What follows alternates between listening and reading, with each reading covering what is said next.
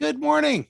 Welcome to Morning Moments. I'm so glad that you made it today and to join us this morning. And I have such a sweet, wonderful woman with us today. She is an actress, been in the film industry and theater for many, many years, both directing and acting. And it's my pleasure to bring Jewel Christian to Morning Moments. Welcome, Jewel. Hi, Andy. Thank you so much for having me. It's been great to get connected with you and find out about you. We've have so many mutual friends We do. through Morning Moments, and I just after sharing with you a little bit before we came on air, I just want you to let us know, what do you do and why do you do it? What's on your heart, and why do you do what you do, and what's God doing for you? What do I do and why do I do it? I feel like that changes sometimes hourly.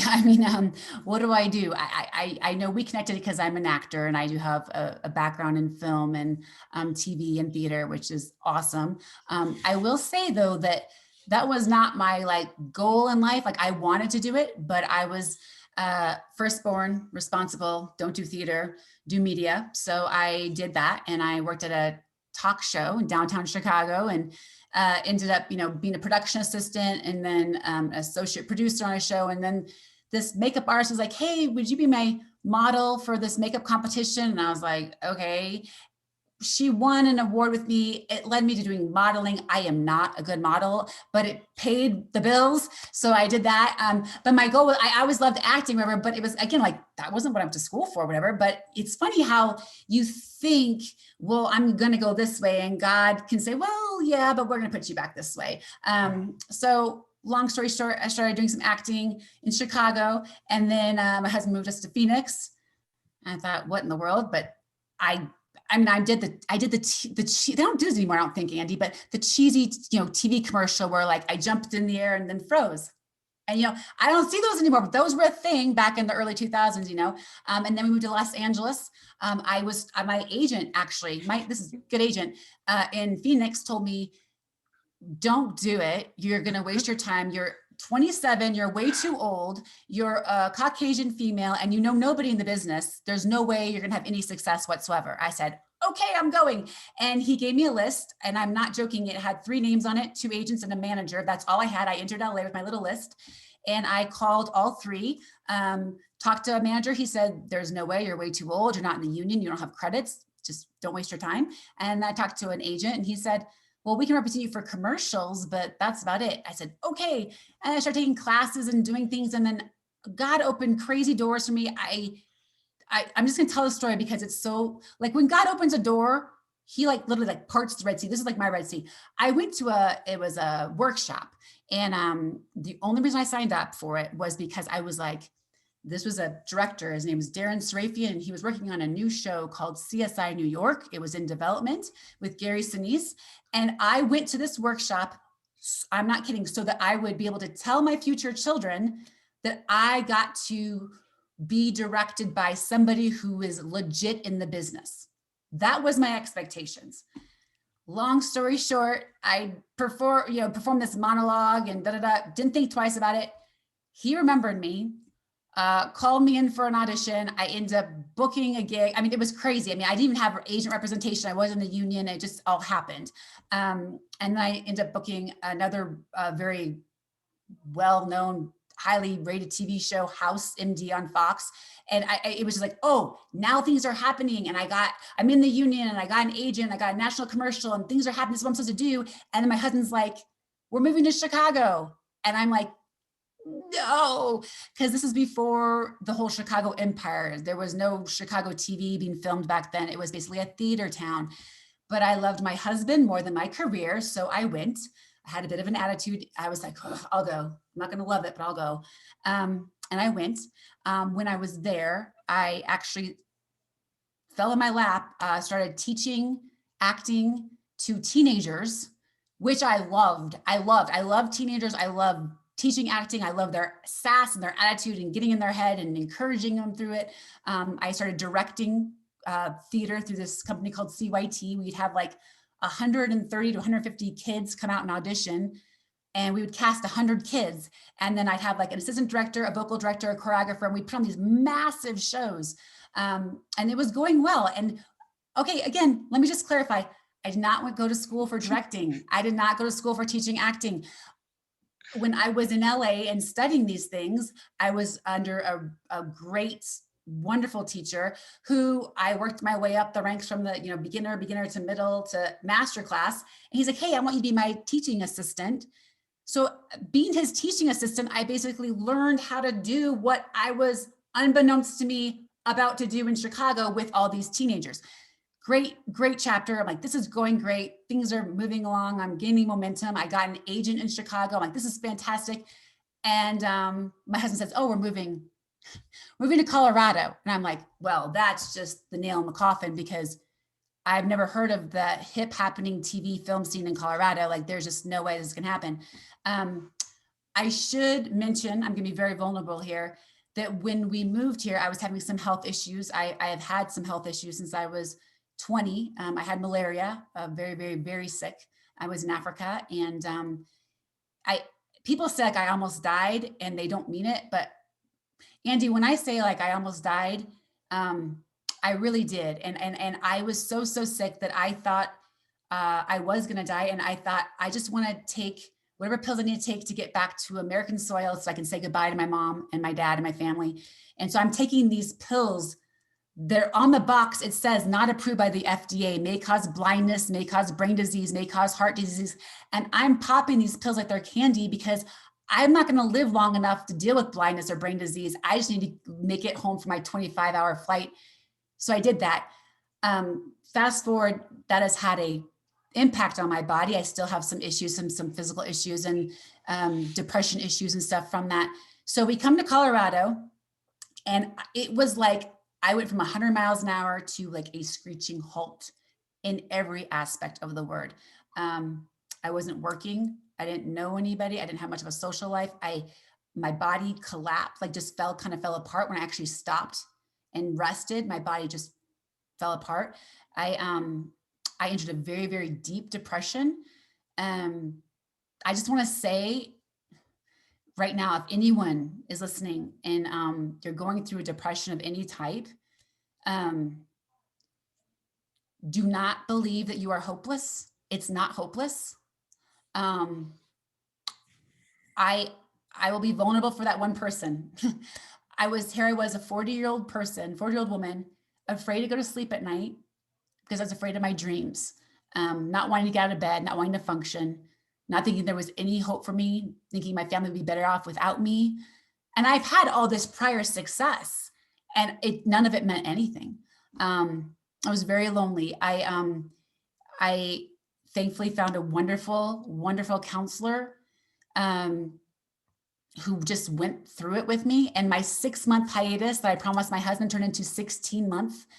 I slowly built my body back up. I slowly got healthy mentally, emotionally, and physically. But my career, again, it's dead. I'm in Colorado. What is there to do in Colorado? And my husband and I went on a vacation in February of 2020, a month before the world shut down. And I remember I was on a beach and I was praying, and I thought, I need to let go of, because I still had this desire to do TV and film. I just didn't know how in the world it would work. And I need to surrender this. This is not going to happen. I had some success. It was a joy. But that's no longer in the cards for me, and I need to let that go. And so I did. I surrendered. I grieved. I physically grieved what I thought I was meant to do. It clearly was not what I was meant to do. And I let go, and I became content, and I had peace. And then fast forward, I'm not even joking, Andy, like 6 weeks later, I'm on a Zoom call with a director who, lo and behold, does films in Denver, Denver-based director. And he was doing this thing called Quarantine Film Festival. He's like, you need to write your own film, whatever. I've always wanted to do it, terrified. I did it. I did a 4-minute short film about a mother who's trying to figure out how to do e-learning, which was just a disaster when that whole thing happened. Entered it into the festival, won all these awards.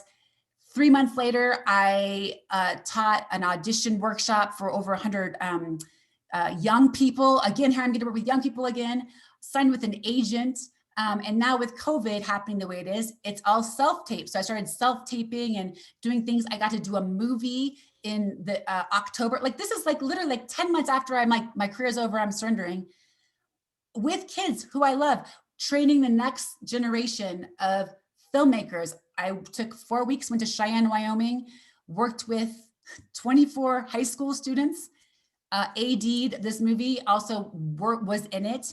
That's gonna be coming out hopefully soon. And then it's like all of a sudden, it's like literally, Andy, I went from like depressed, can't get out of bed, never gonna act again, to I'm auditioning again. I just got back 2 weeks ago from Detroit. I was able to do a movie out there. I mean, it's absolutely mind blowing. So I don't have a good answer for what do I do, because it's like, you know, just when you think it's over and you feel like, there were years where I felt like God was dangling a carrot in front of me and I felt like it was a cruel thing. I was like, I want that. I want that.